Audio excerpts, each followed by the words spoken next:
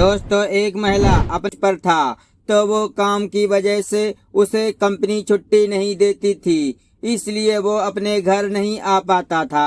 रागिनी अपने पति के बिना ही घर पर अकेली रहा करती थी। उसका घर काफी बड़ा था।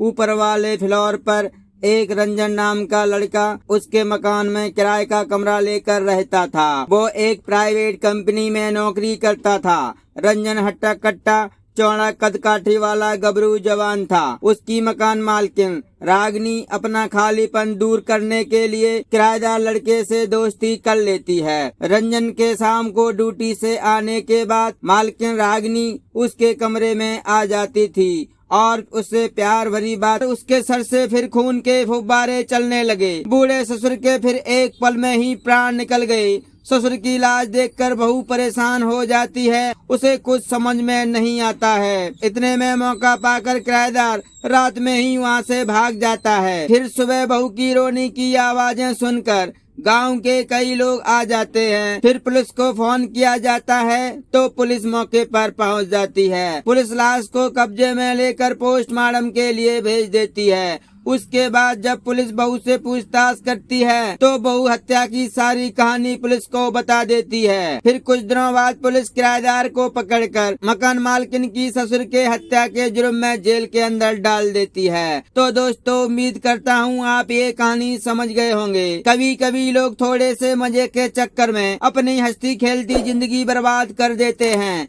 दोस्तों, इसीलिए मैं कहता हूँ अवैध संबंधों का अंत हमेशा खतरनाक होता है। इनसे बचकर रहना चाहिए। दोस्तों, मिलेंगे फिर किसी एक नई कहानी के साथ। तब तक के लिए नमस्कार।